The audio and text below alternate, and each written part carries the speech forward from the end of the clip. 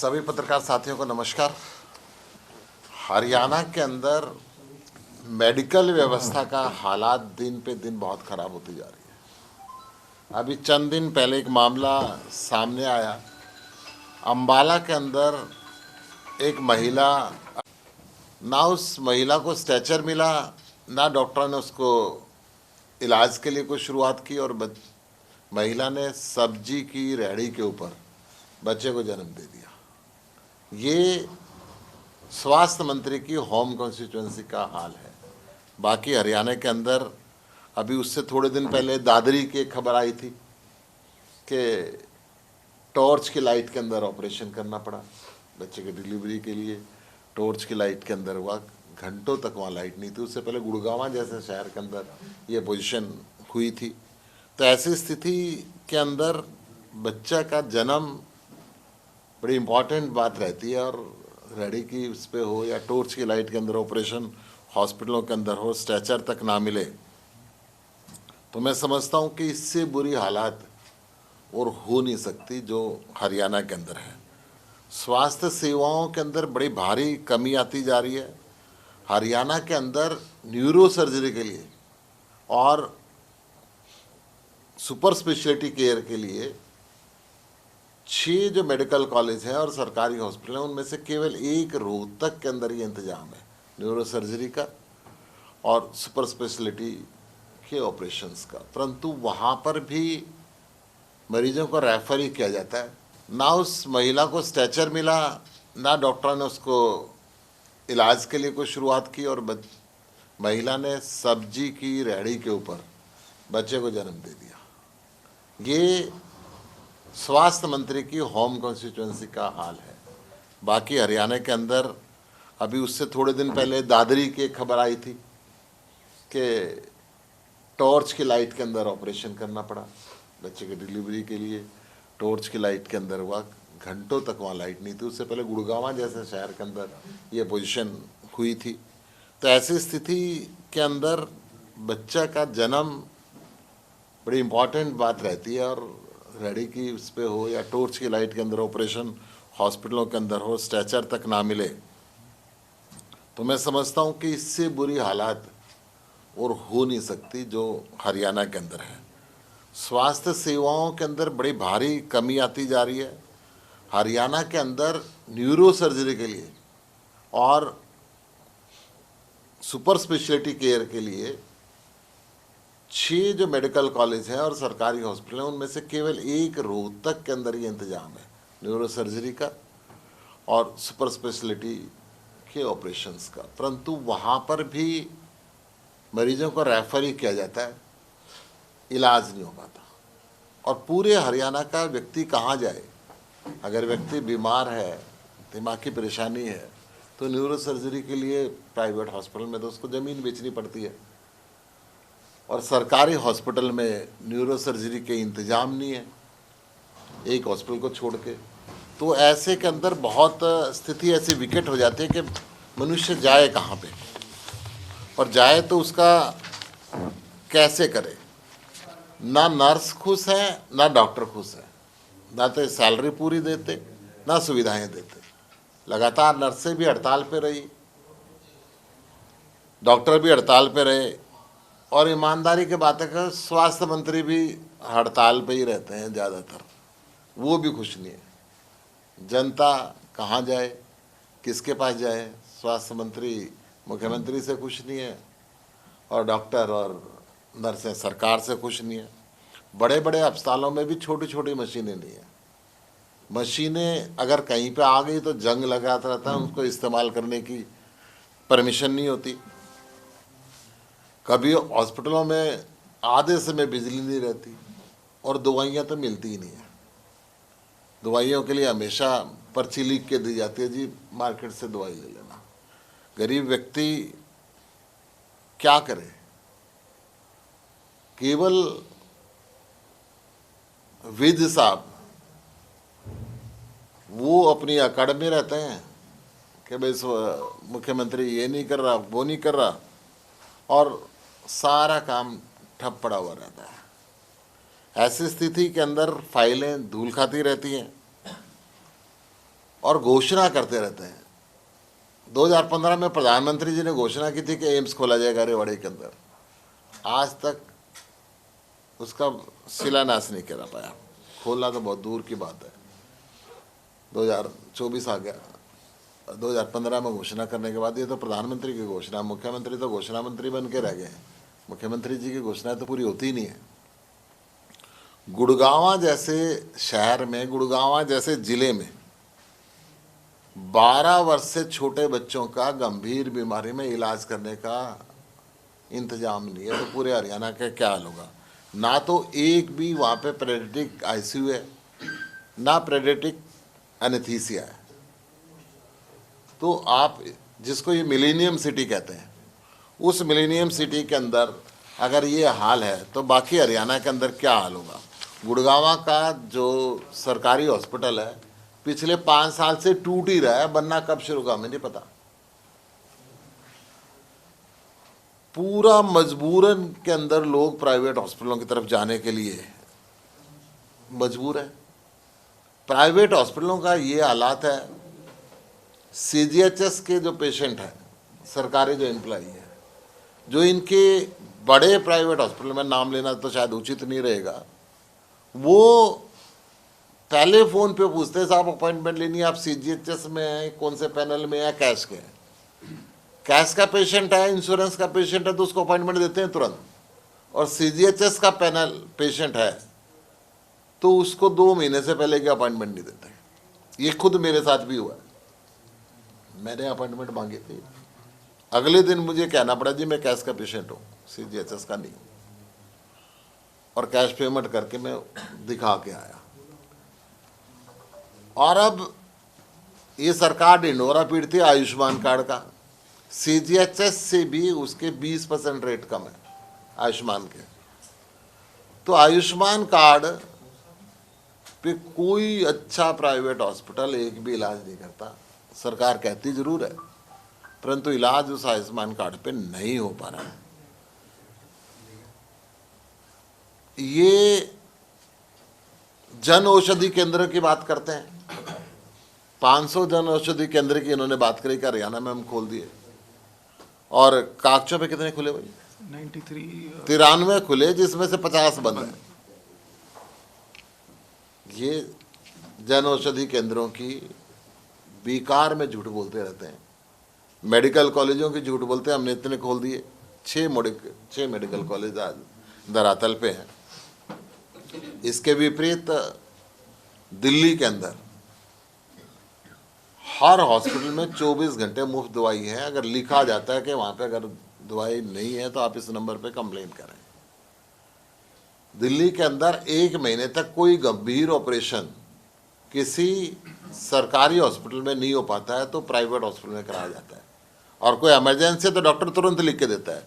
दिल्ली आरोग्य कोष के तहत दिल्ली सरकार पेमेंट करती है, चाहे वो एमआरआई करानी है, चाहे कोई भी से बड़े टेस्ट कराने हैं, वो सारे टेस्ट भी प्राइवेट हॉस्पिटल के अंदर भी जाते हैं। और 20% मैंडेटरी है कि 40% ओपीडी में और 10% आईपीडी के अंदर प्राइवेट हॉस्पिटल के अंदर भी गरीब लोगों का इलाज करना मैंडेटरी है। और उसके अलावा जितना भी इलाज करना पड़े सरकार पैसे देती है। अगर कोई एक एक्सीडेंट भी हो जाता है, भगवान ना करे, पूरे हिंदुस्तान से कोई व्यक्ति दिल्ली के अंदर आया और दिल्ली में उसका सड़क पे एक्सीडेंट हो गया, तो वो बड़े से बड़े प्राइवेट हॉस्पिटल में लेके जाए, सारा खर्चा दिल्ली सरकार देगी। वो गरीब है या अमीर है, इलाज के पैसे के बिना इलाज नहीं रोक सकता। कोई हॉस्पिटल अगर इलाज रोकता है उसके खिलाफ तुरंत एफआईआर होती है।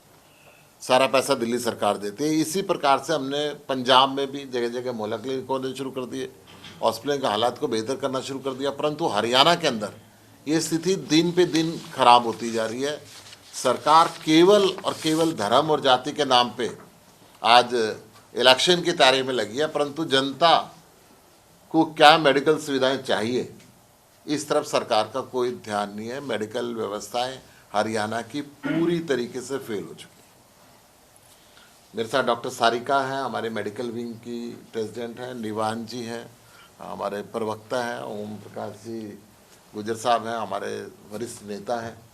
तो कोई क्वेश्चन है तो आपका स्वागत है। क्या हो? हम ये चाहते हैं कि जो 50% डॉक्टरों की कमी है वो डॉक्टर तुरंत भर्ती किए जाएं।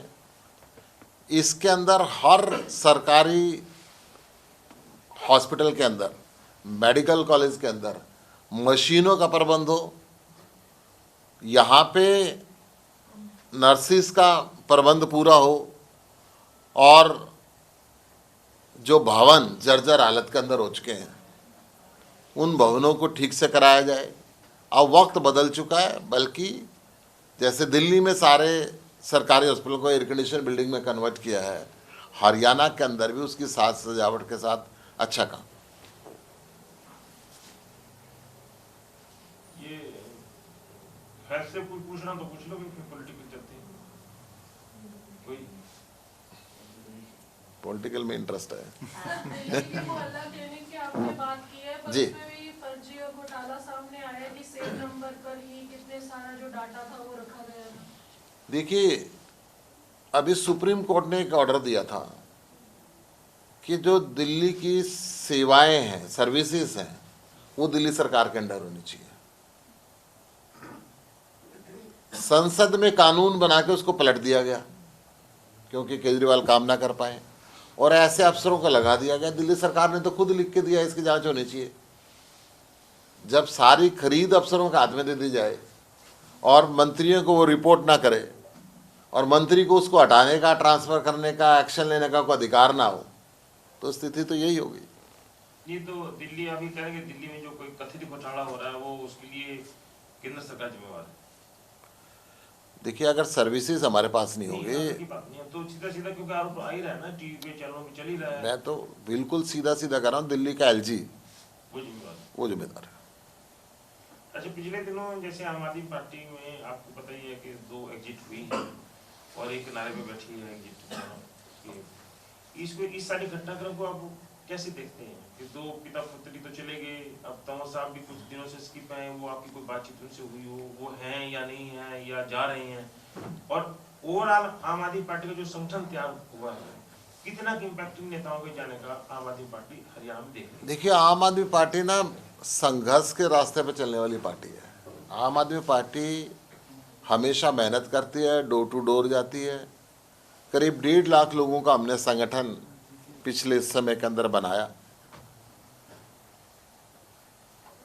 और हमने अपने किसी भी कार्यकर्ता को, नेता को मान सम्मान देने के अंदर पूरी कोई कमी नहीं छोड़ी कभी भी।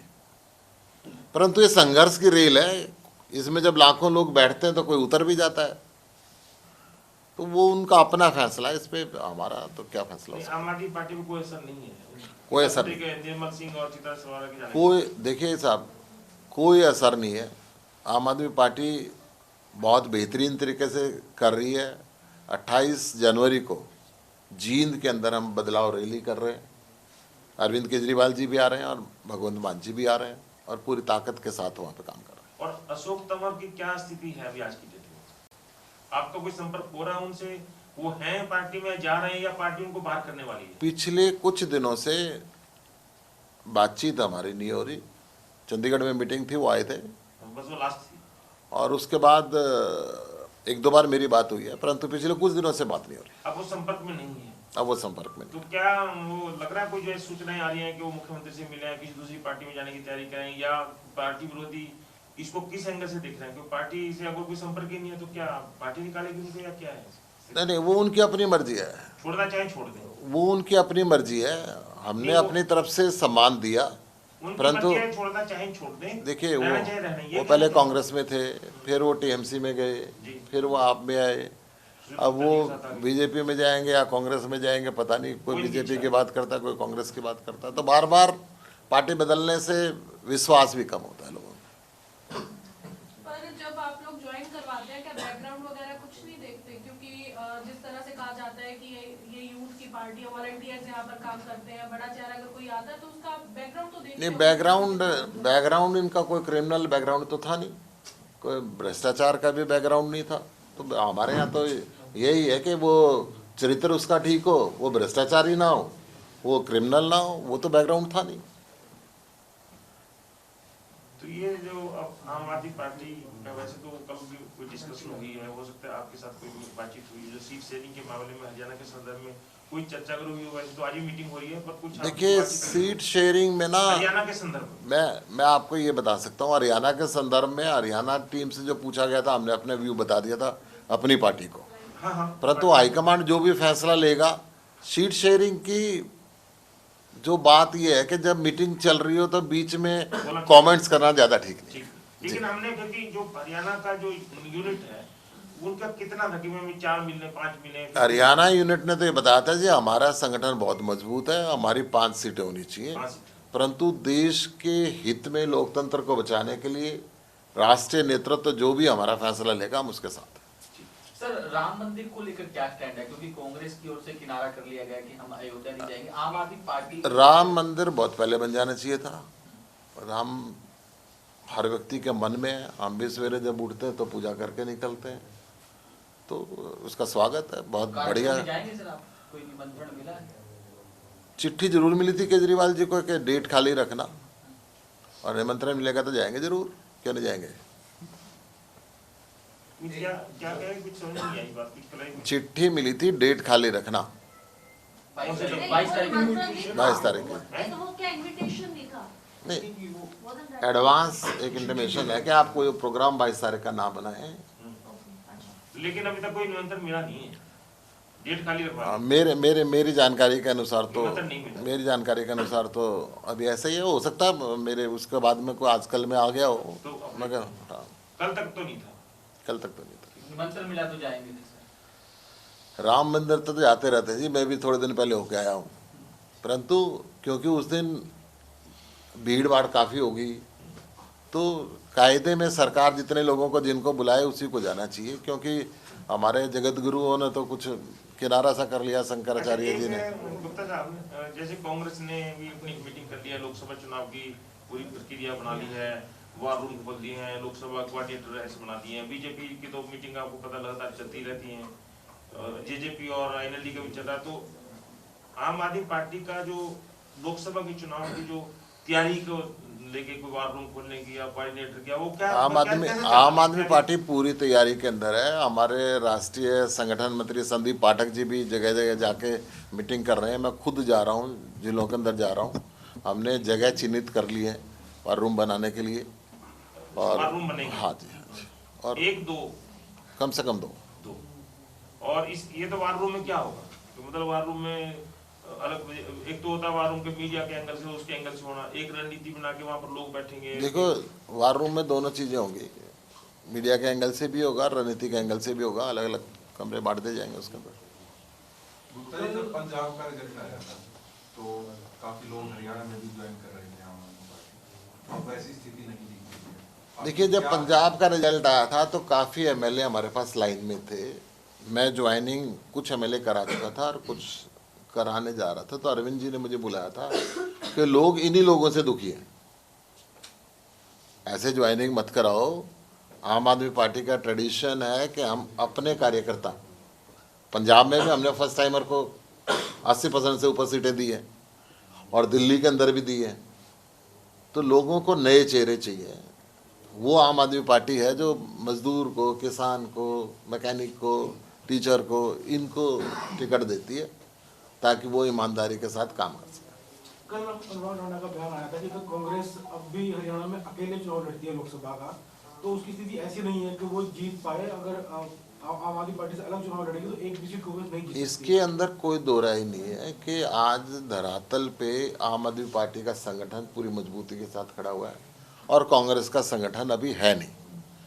तो संगठन के लोग काम करते हैं, संगठन के लोग लोगों को मोटिवेट करते हैं। आम आदमी पार्टी का 21 मेंबर की टीम हर गांव के अंदर है, तो बहुत मुश्किल है कि 10 की 10 सीटें अगर कांग्रेस अकेली लड़ती है तो हो सकता है 10 की 10 हार जाए।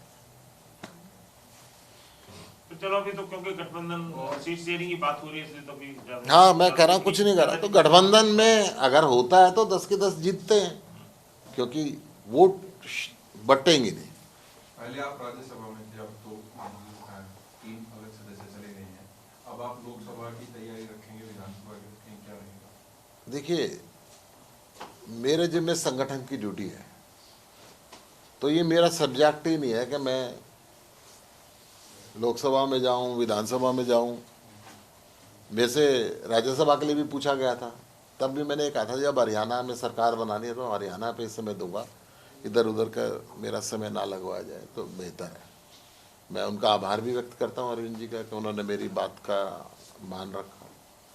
और हरियाणा में जहाँ तक चुनाव की बात है, ये विषय मेरा नहीं है, पार्टी का विषय है। पार्टी लड़वाना चाहे तो स्वागत है, नहीं लड़ाना चाहे तो स्वागत है। पार्टी जैसा कहेगी वैसा करेगी। और ये जो कुछ जैसे हर पार्टी अपने चुनाव से पहले की सर्वे करती है कि उम्मीदवारों का कौन सा 1, 2, 3 पे ऐसे कुछ, तो क्या आम आदमी पार्टी में लोकसभा चुनाव के लिए कोई सर्वे अपनी टीम की है या अभी इसी पे बैठे हैं कि भी कितनी सीट शेयरिंग मिलेंगी? नहीं, आम आदमी पार्टी सर्वे कराती रहती है। सर्वे कराने के साथ साथ हम उस पर पूरा डिस्कशन भी करते हैं। हम अगर बात करें पंजाब बॉर्डर के साथ और दिल्ली बॉर्डर के साथ जितनी भी सीट लगती हैं, वहाँ पे हमारी मजबूती कंपैरेटिवली होने से ज़्यादा है। और यही आपका जो 5 की जो आपने अपने हाईकमान को कहा था, वही दिल्ली और पंजाब के साथ लगती वाली 5 सीटें ही आपने मांगी होंगी? मैंने अपना ओपिनियन ये बताया, बाकी तो पार्टी की मर्जी है। ठीक है, थैंक यू। सर, कांग्रेस कहती है, पूर्व मुख्यमंत्री भूपेंद्र सिंह हुड्डा कहते हैं कि हरियाणा में जो परिवार पहचान पत्र है, ये लोगों के लिए सबसे बड़ा परेशानी का कारण है, और जब हम अगर सत्ता में आए तो इसे खत्म कर देंगे। तो आप भी परिवार पहचान पत्र के मामले में आपकी पार्टी देखिए, क्या मानती है? बड़ी स्पष्ट मैं ये बात बताऊं, ये भारतीय जनता पार्टी ने लोगों का प्राइवेट डाटा इकट्ठा करने के लिए ये काम किया। लोग इससे दुखी हुए, इससे लोगों को सुख कुछ नहीं मिला। पूरे के पूरे हरियाणा के अंदर इससे बहुत से लोगों की पेंशन बंद होगी, बहुत से लोगों का गैस बंद होगी, बहुत से लोगों का राशन कार्ड खत्म हो गया। गरीबी बढ़ती जा रही है, परंतु जो इन्होंने क्लब करके बहुत सी चीज़ें ऐसे कर दी, जिस व्यक्ति की आय बहुत कम है उसकी आय ज़्यादा लिख दी, फिर उसको ठीक कराने के लिए फिर भ्रष्टाचार अंदर आता है। तो इससे लोग परेशान हैं, चाहे फैमिली आईडी हो चाहे प्रॉपर्टी आईडी हो। खत्म होना चाहिए, आपकी भी मांग है? मगर हो तो सही होना चाहिए, नहीं तो खत्म होना चाहिए। जैसे पोर्टल है, जी, फर्जी किसानों को तो पैसे मिल रहे हैं और जो असली किसान है उसको मुआवजा नहीं मिलता, तो ये अच्छी चीज़ें नहीं है। ठीक है अध्यक्ष जी, थैंक यू। धन्यवाद जी। आम आदमी पार्टी की ओर से हरियाणा की स्वास्थ्य सेवाओं को लेकर सवाल उठाए गए हैं। इस वक्त हमारे साथ बातचीत करने के लिए हरियाणा आम आदमी पार्टी के प्रदेश अध्यक्ष सुशील गुप्ता जी मौजूद हैं। गुप्ता जी, स्वास्थ्य सेवाओं को लेकर आपने सरकार पर काफ़ी गंभीर आरोप लगाए। देखिए, आरोप नहीं, मैंने तो एक हकीकत बताई हरियाणा की जनता को कि स्वास्थ्य मंत्री के कॉन्स्टिट्यूएंसी के अंदर एक दंपति हॉस्पिटल में मदद मांगता रहे, ना उसको स्ट्रेचर दिया जाए, ना उसको हॉस्पिटल दिया के अंदर सुविधाएं दी जाए, और जिस रेडी पे वो उस महिला को लेके आए उस रेडी पे बच्चे का जन्म हो जाता है। दादरी के अंदर सरकारी हॉस्पिटल में लाइट घंटों नहीं रहती और टॉर्च की लाइट के अंदर बच्चा पैदा होने के लिए मजबूरी होती है। तो ऐसी स्थिति किसी भी प्रांत के लिए, किसी भी देश के लिए, किसी भी राज्य के लिए ठीक नहीं होती।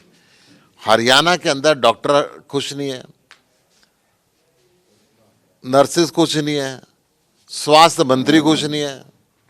कई महीने अपने डिपार्टमेंट को नहीं देखते हैं, डिपार्टमेंट में फाइलें धूल खाती रहती हैं, मशीनें नहीं है, दवाइयाँ नहीं है, अच्छे भवन नहीं है। तो मेडिकल व्यवस्था पूरी तरीके से चरमरा चुकी है। गुड़गांव जैसे शहर के अंदर 12 साल से छोटे बच्चा अगर गंभीर बीमार हो जाए तो उसके लिए पेडियाट्रिक आईसीयू नहीं है, पेडियाट्रिक एनेस्थीसिया नहीं है। तो ये हालात जिसको ये मिलेनियम सिटी कहते हैं उस पूरे ज़िले के अंदर नहीं है, तो बाकी हरियाणा की व्यवस्था पे आप अंदाज़ा लगा सकते हो कि किस बुरी हालत के अंदर हरियाणा की स्वास्थ्य व्यवस्था गुजर रही है। आपने जिक्र किया अम्बाला का।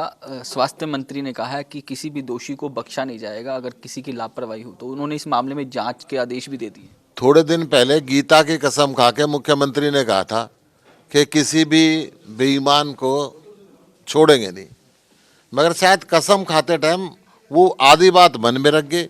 उन्होंने कहा था कि किसी भी रिश्वतखोर को बढ़िया पद दिए बिना नहीं छोड़ेंगे।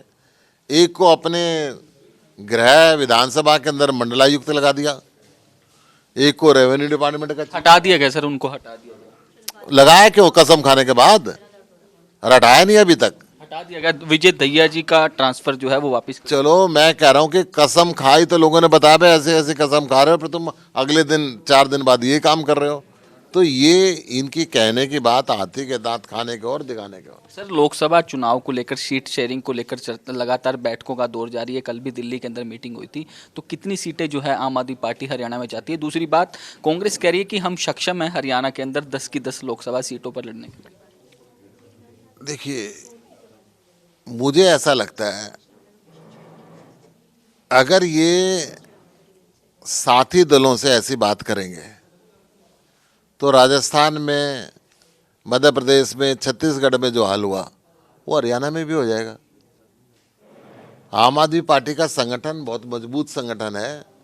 हम हर गांव में 21-21 मेंबर की हमारी कमेटी है, 1.5 लाख के से ऊपर पदाधिकारी हैं। तो मुझे ऐसा लगता है कि सब कुछ सहयोग से ही काम, आपस में जब मिल के काम करेंगे तो सीटें आएंगी, नहीं तो हो सकता है 10 की 10 हार जाएं। सर, जिस तरीके से लगातार जो आम आदमी पार्टी के जो वरिष्ठ नेताओं के पार्टी छोड़ने का सिलसिला जारी है, पहले निर्मल सिंह और उनकी बेटी चित्रा सरवारा ने पार्टी छोड़ी। अब चर्चाएं चल रही है कि अशोक तंवर भी जल्द ही पार्टी को छोड़ सकते हैं। हालांकि उन्होंने अभी तक कुछ ऐलान नहीं किया, लेकिन आपकी बातचीत हुई उनसे? देखिए, एक लंबा संघर्ष का रास्ता है। एक ट्रेन जब स्टेशन से निकलती है और डेस्टिनेशन तक पहुंचती है तो उसमें कुछ व्यक्ति स्टेशन के बीच के स्टेशनों से चढ़ते भी हैं। आदमी की पूरी ये हो जाती है भाई हाँ पूरा है, मगर कुछ आदमी यात्रा पूरी होने से पहले ही उतर जाते हैं। हमारी यात्रा है बदलाव की, अच्छे स्कूल देने की, अच्छे कॉलेज देने की, अच्छे हॉस्पिटल देने की, 24 घंटे बिजली देने की, 24 घंटे पानी देने की, युवाओं को रोजगार देने की, किसान की तरक्की करने की। हमारी यात्रा पद प्राप्त करने की नहीं है। जिस व्यक्ति के मन में पद प्राप्त करने की बहुत ज़्यादा लालसा हो तो वो तो ट्रेन से उतरेगा ही। तो बात हुई सर आपकी अशोक तंवर से? देखिए, आम आदमी पार्टी ना अपने छोटे से छोटे कार्यकर्ता से लेकर बड़े से बड़े कार्यकर्ता को पूरा सम्मान देती है और हर व्यक्ति से बात करती है। कोई व्यक्ति खुद ना करना चाहे तो उसका कोई इलाज। पार्टी कार्यक्रमों में भी शामिल नहीं हो रही? हाँ, पिछले 5-4 दिन से ऐसी स्थिति है। सर, एक रैली भी हो रही है सर। 28 जनवरी को आम आदमी पार्टी के राष्ट्रीय संयोजक, दिल्ली के लोकप्रिय मुख्यमंत्री अरविंद केजरीवाल जी, पंजाब के लोकप्रिय मुख्यमंत्री भगवंत मान जी जींद पहुंच रहे हैं और बदलाव रैली को संबोधित करेंगे। शुक्रिया हमसे बातचीत करने के लिए। तो हरियाणा आम आदमी पार्टी के प्रदेश अध्यक्ष थे, जिनका साफ तौर पर कहना है कि हरियाणा की स्वास्थ्य सेवाएं जो हैं वो कहीं ना कहीं चरमरा गई हैं, और साथ ही साथ सीट शेयरिंग को लेकर भी बेबाकी से सुशील गुप्ता की ओर से अपनी राय रखी है। चंडीगढ़ से वीडियो जर्नलिस्ट जतिन के साथ साहिल रुखाया, इंडिया न्यूज़ हरियाणा।